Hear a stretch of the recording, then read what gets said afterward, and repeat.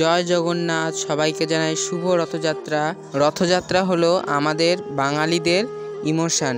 এই রথযাত্রা থেকেই শুরু হয় দুর্গাপূজার সূচনা। আমার বাড়ি দক্ষিণ দিনাজপুর জেলার গোপালগঞ্জে, তো সেখানকার রাধা মাধব মন্দির অর্থাৎ ইস্কনের রথযাত্রাটা তোমাদের সাথে শেয়ার করলাম। সবার কাছে আমার একটা অনুরোধ যে তোমরা ভিডিওটি স্কিপ না করে সম্পূর্ণ দেখবে। তো জগন্নাথ দেবের রথ ইস্কন থেকে বেরিয়ে সোজা চলে গিয়েছিল মা বিদ্যেশ্বরীর কাছে।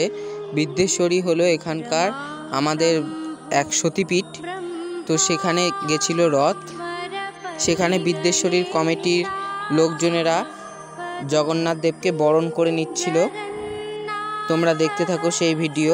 এত ভিড়ের মধ্যে ভিডিও করতে আমার হাতটা একটু কেঁপে গেছে, তাই তোমরা একটু প্লিজ মানিয়ে নিও।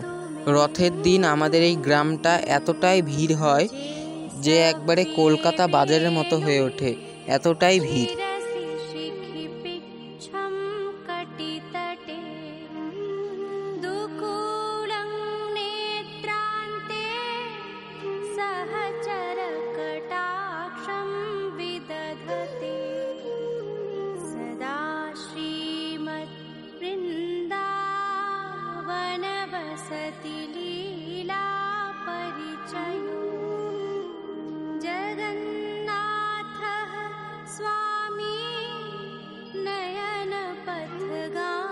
এটা হচ্ছে মা বিদ্যেশ্বরীর মন্দির।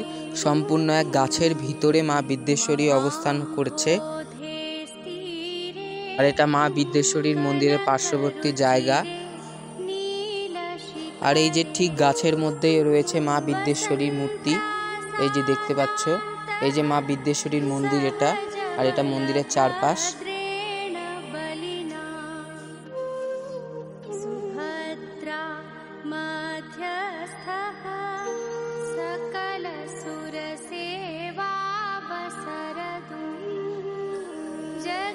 বিদ্যেশ্বরী মন্দির থেকে বেরিয়ে এবার জগন্নাথ দেব চলছে তার মাসির বাড়ির উদ্দেশ্যে। তোমরা দেখতে পাচ্ছ।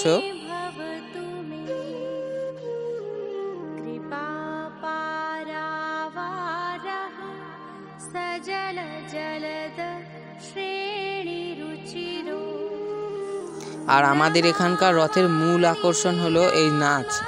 কীর্তনের সাথে সাথে সবাই মিলে নাচে। ছেলেরা পরে ধুতি আর পাঞ্জাবি, আর মেয়েরা পরে গোপী ড্রেস।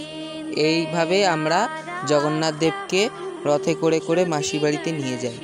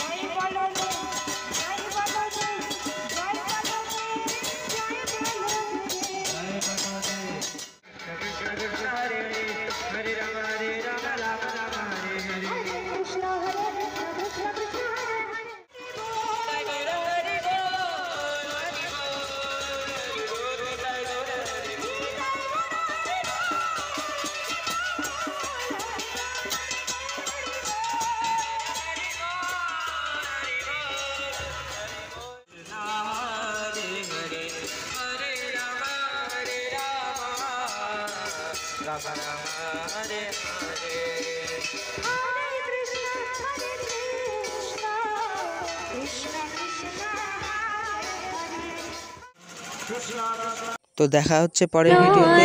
তোমরা সবাই ভালো থেকো, সুস্থ থেকো এবং আমার পাশে থেকো। জয় জগন্নাথ।